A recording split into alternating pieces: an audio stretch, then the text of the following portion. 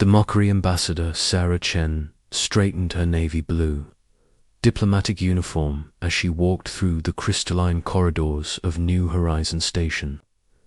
The massive space station orbited the neutral world of Axis Prime, serving as the headquarters for the Galactic Trade Assembly.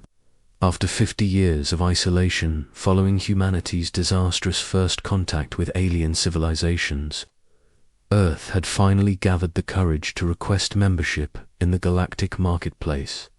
The corridor walls, pulsed with bioluminescent patterns that served as both decoration and information displays. Sarah had spent months learning to read these alien symbols, but the effort felt pointless now. Around her, creatures from dozens of different worlds conducted their business with casual efficiency. A floating jellyfish-like being from the ethereal collective drifted past, its translucent body shimmering with internal lights. 3 insectoid Kethtai warriors marched in perfect formation, their chitinous armor clicking with each step. Sarah's human escort team followed behind her, each carrying cases containing Earth's most advanced technology.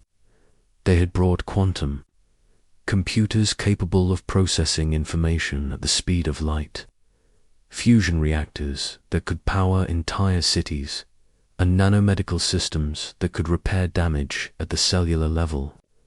These represented humanity's greatest achievements, the result of decades of desperate innovation during their isolation. The assembly hall doors opened with a harmonious chime, revealing a vast chamber that took Sarah's breath away. The ceiling stretched up into darkness, and thousands of seats arranged in concentric circles housed representatives from every major galactic civilization. The air hummed with translation devices, working to convert hundreds of languages into comprehensible communication. At the center of the chamber stood a raised platform where Sarah would make her presentation. The platform was surrounded by holographic displays that could show 3-dimensional images visible from every seat in the hall. Sarah had rehearsed this moment countless times, but nothing had prepared her for the reality of standing before so many alien eyes. Chairman Falsa, a towering crystalline being from the Zephyrian Collective, called the session to order. Her voice resonated through the chamber like wind chimes in a storm. The Assembly recognizes the delegation from the 3rd planet of the Sol System, she announced. You may present your species' technological achievements for consideration.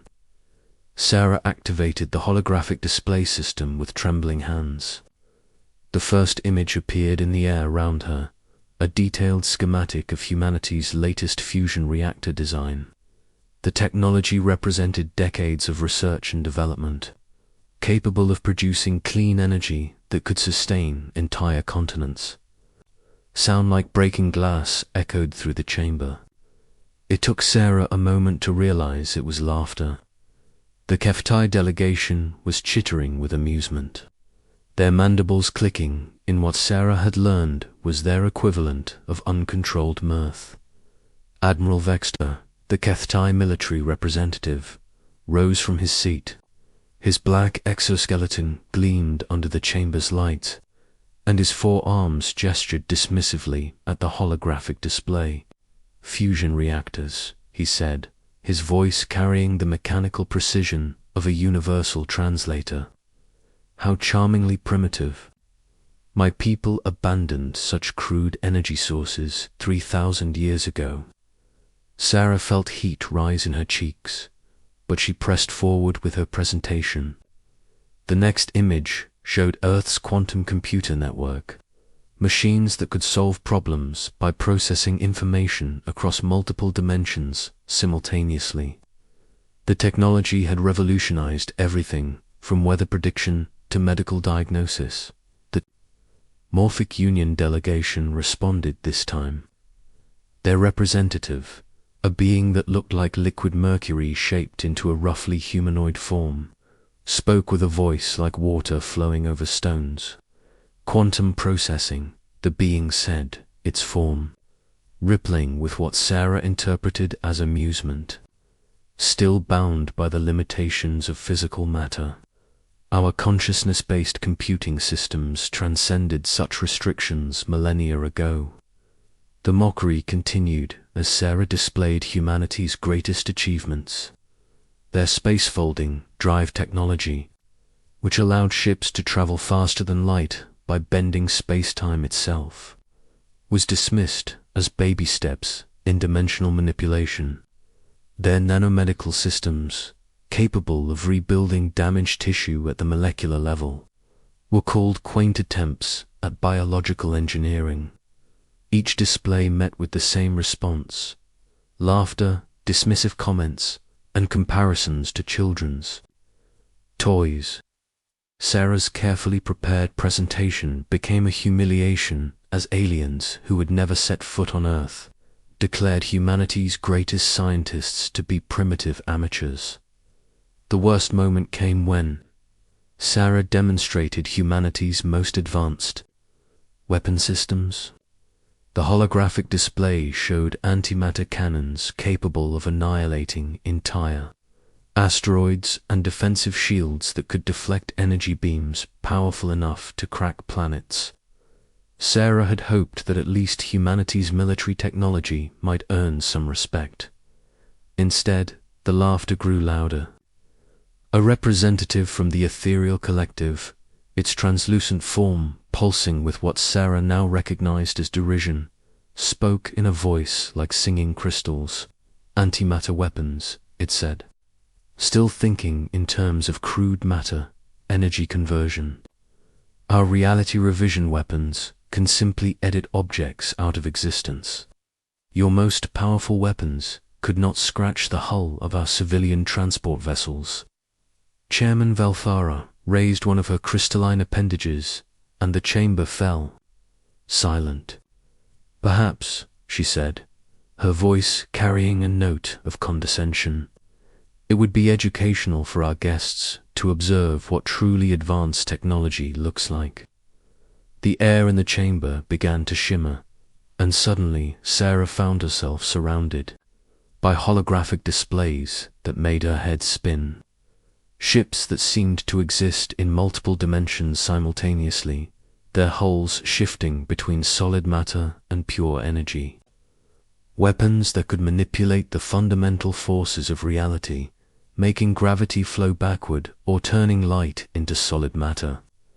Defensive systems that could hide entire star systems by folding space around them. "This is a standard exploration vessel from the Morphic Union," Chairman Velthara explained as a ship appeared that seemed to be made of living starlights. "It exists partially outside normal space-time, allowing it to travel between galaxies in mere hours. Its adaptive hull can transform into any form of matter or energy as needed."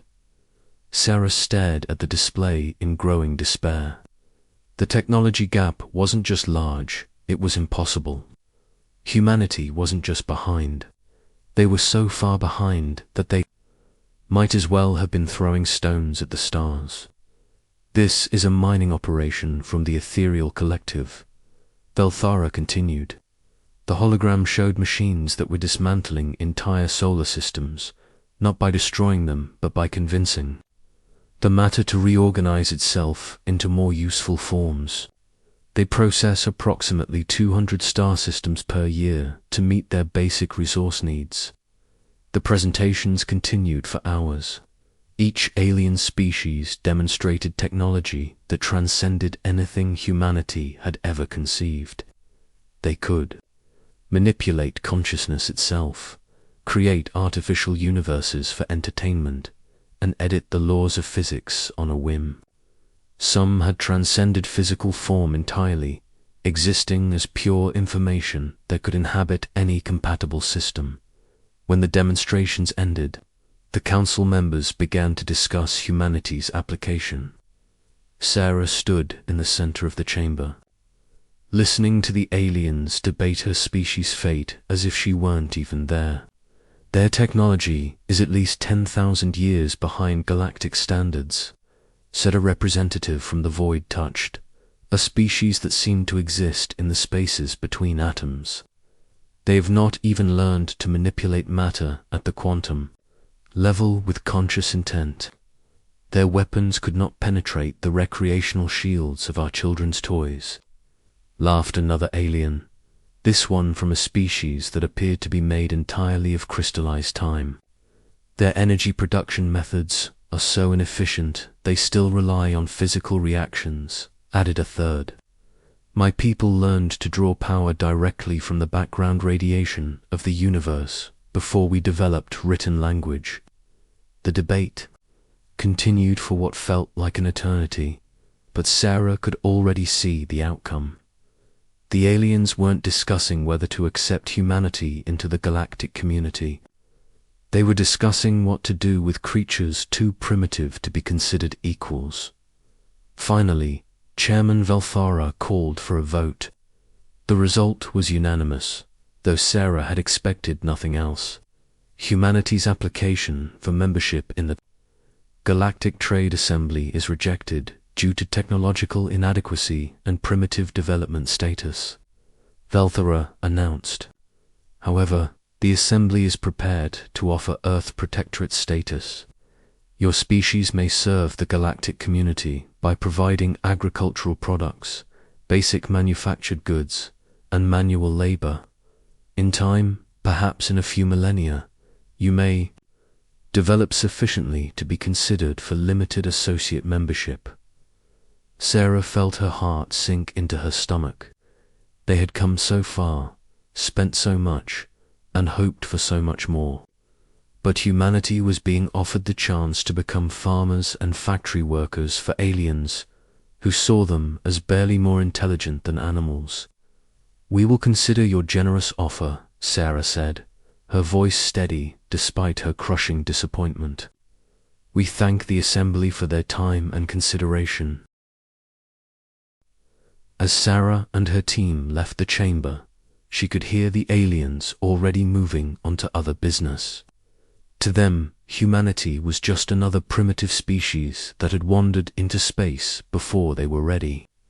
They had no idea that their casual dismissal had set in motion events that would shake the foundations of galactic civilization. During the long journey back to their quarters, Sarah's communication device chimed with an urgent message, Dr. Elena Baskas. The lead archaeologist on the remote research station orbiting Kepler 438c appeared on the small screen. Elena's usually composed face was flushed with excitement, and her hands shook as she spoke. Sarah, you need to see this immediately, Elena said, her voice barely containing her enthusiasm.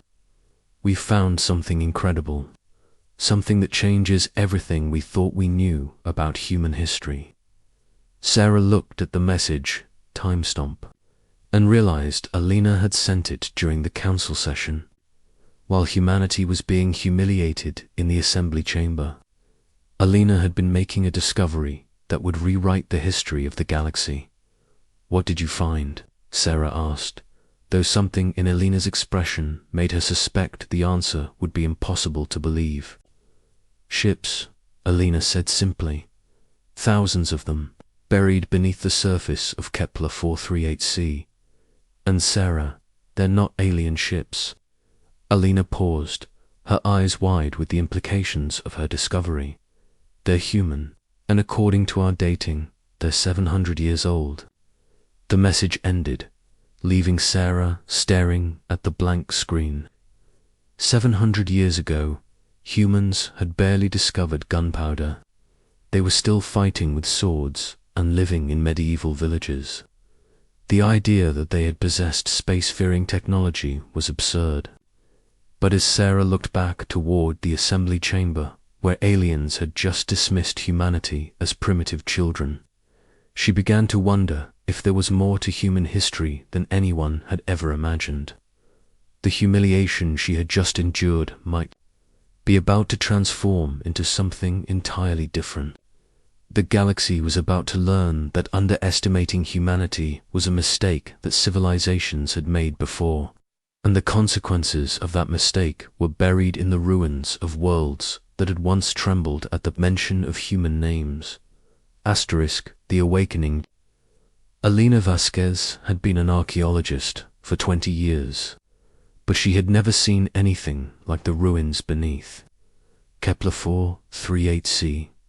The excavation site stretched across several kilometers of the planet's barren surface, where massive structures had been buried under centuries of accumulated dust and debris. What had initially appeared to be natural rock formations had revealed themselves to be something far more extraordinary. Alina stood at the edge of the primary excavation pit, watching as her team's scanning equipment revealed the true scope of their discovery. The underground complex wasn't just large, it was impossibly vast. Layer upon layer of metallic structures extended deep into the planet's crust, each level containing dozens of what could only be described as starships.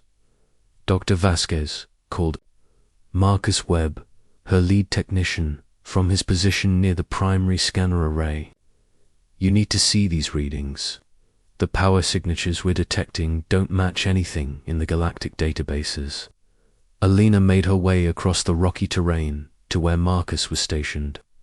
The scanning equipment had been borrowed from the Galactic Archaeological Commission, representing the most advanced detection technology available to civilian researchers. If these machines couldn't identify the power signatures, then the technology they were detecting was beyond current galactic understanding. "What are we looking at?" Alina asked, studying the holographic display that showed a three-dimensional map of the underground complex. Marcus pointed to several bright spots on the display.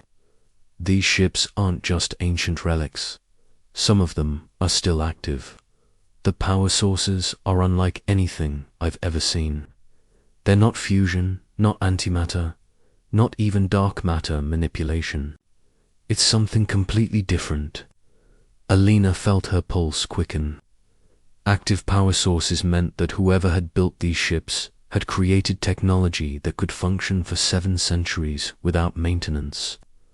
Current galactic technology required constant upkeep and regular replacement of components. Even the most advanced alien civilizations couldn't build anything that lasted more than a few decades without intervention. "Have we been able to access any of the ships yet?" Alina asked. "That's the strange part," Marcus replied. "The hulls are responding to human DNA. When any of us approaches, panels open automatically. It's like they're programmed to recognize us." Alina stared at the display, trying to process the implications. If the ships were responding to human DNA, then they had definitely been built by humans. But humans, 700 years ago, had barely discovered the principles of basic metallurgy. The idea that they had possessed technology that surpassed current galactic standards was impossible to accept. "I want to see one of these ships up close," Alina said.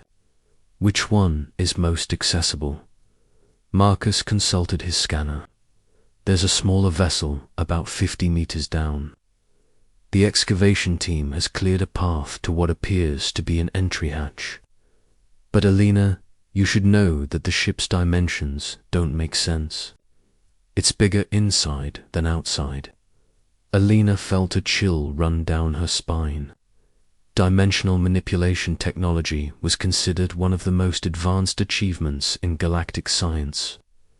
Only 3 species had mastered it, and they were among the most powerful civilizations in known space.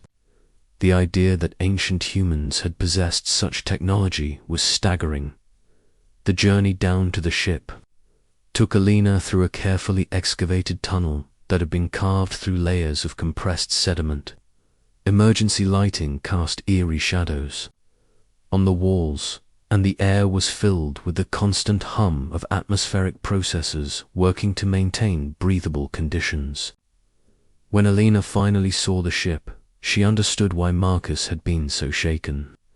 The vessel was beautiful in a way that human technology had never been.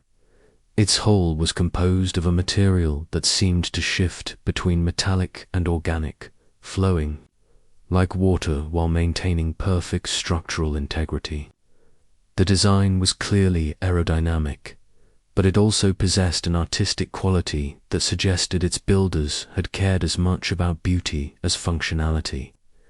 The entry hatch is over here, called Dr. James Morrison, the team's xenarchaeologist, from the other side of the ship.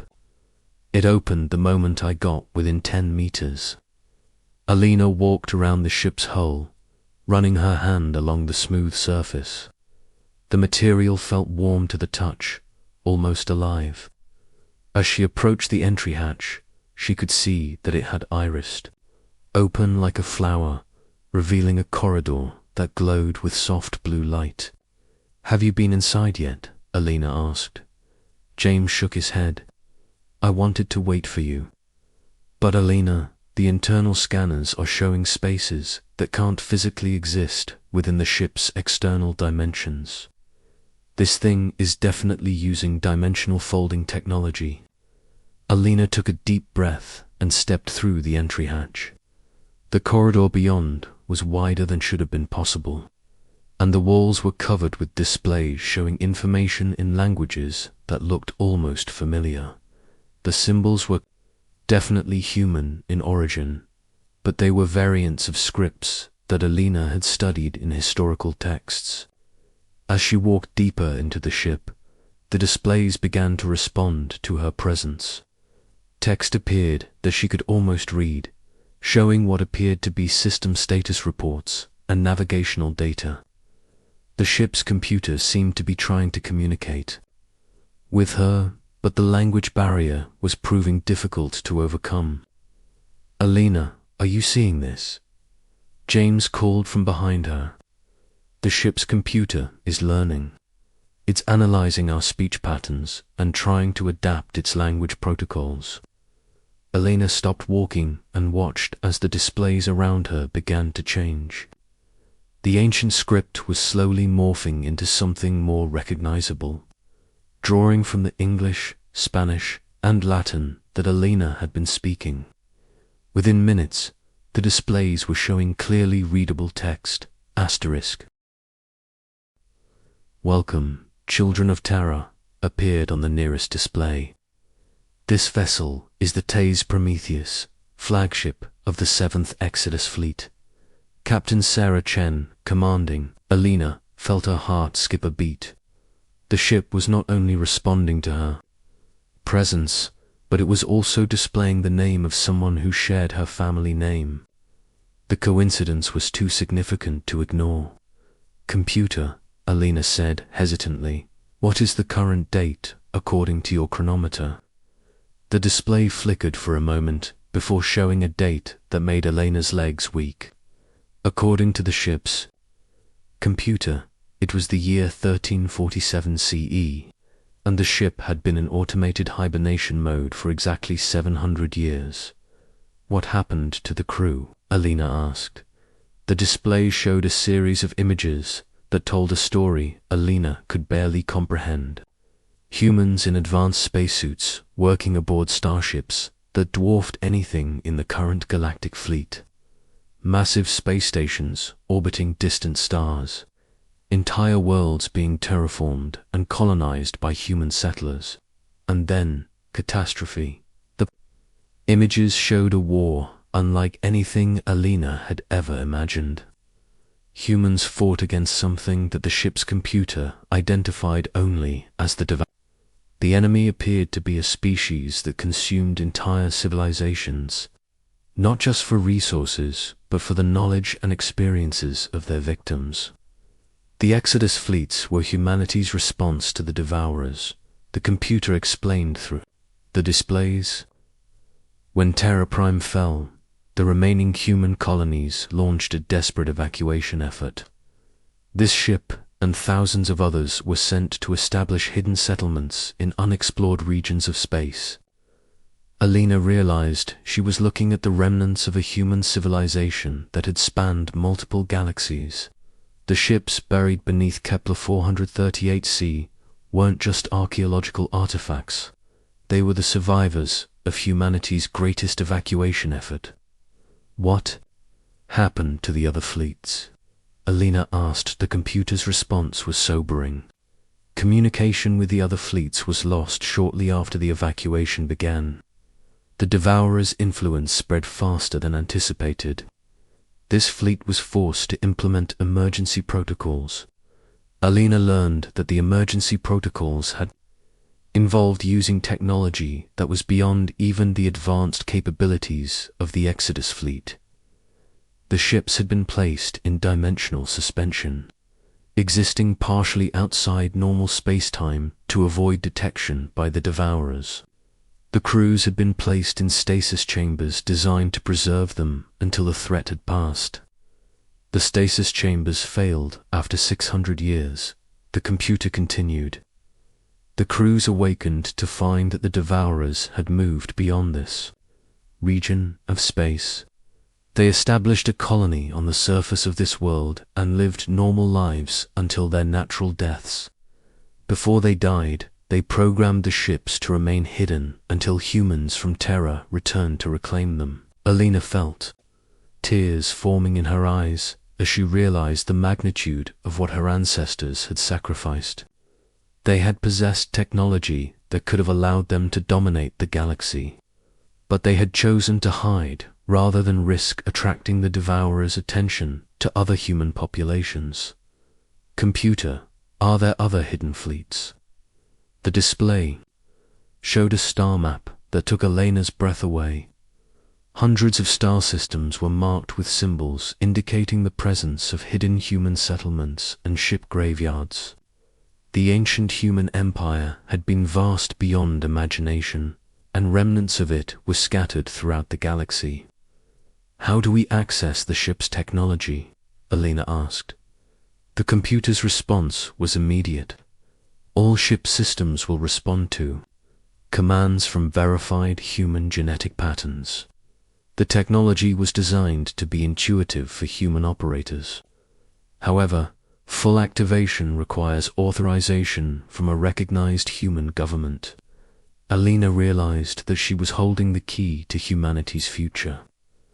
The technology buried beneath Kepler 438c was not just advanced, it was specifically designed to be used by humans.